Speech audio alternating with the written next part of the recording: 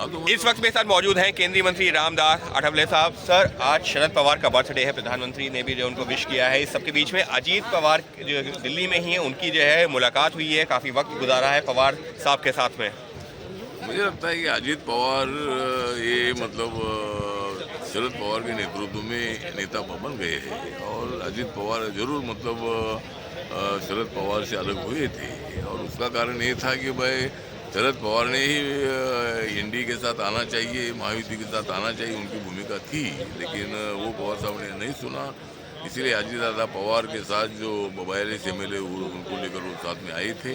तो आज शरद पवार साहब का जन्मदिवस है, मैं भी उनको हार्दिक बधाई देता हूँ।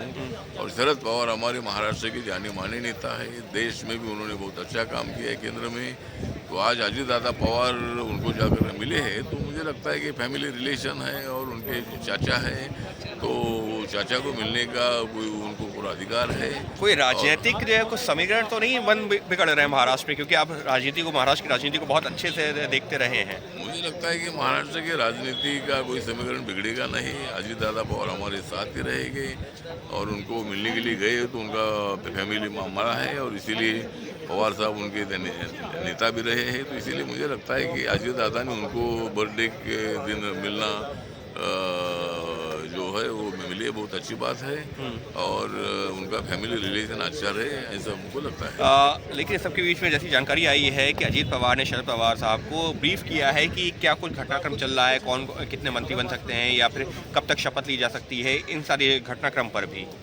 तो मुझे लगता है कि जो भी उन्होंने बात की होगी, जो अगर वहाँ अजीत दादा पवार साहब मिलने के लिए गए होगी, जो जानकारी उन्होंने दी होगी, कौन से पोर्टफोलियो मांग रहे हैं, कब शपथ ग्रहण होने वाला है, इसके बारे में जानकारी उन्होंने दी होगी। इसमें कोई गलत बात नहीं है और वो शरद पवार को मिले, बहुत अच्छी बात है। तो इसमें राजनीतिक मतलब नहीं निकलना चाहिए, सिर्फ पारिवारिक मुलाकात आप देख रहे हैं? हाँ, मुझे ये खाली पारिवारिक मुलाकात थी, उसमें कोई पॉलिटिकल कोई इशू नहीं है, क्योंकि अभी पॉलिटिकल इशू वहाँ किधर जाकर किसकी सरकार बनने वाली भी नहीं है।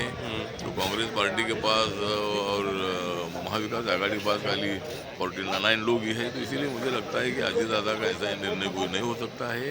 वो पवार साहब को मिले तो उनका फैमिली रिलेशन अच्छा रहे, ऐसी हमारी अपेक्षा है। मैं भी पवार साहब के नेतृत्व में मंत्रिमंडल ने काम किया है और मेरी मुलाकात भी उनकी हमेशा हमारी होती रहती है। लेकिन पवार साहब एक बड़े नेता हैं और अजीत पवार उनको मिले, बहुत अच्छी बात है।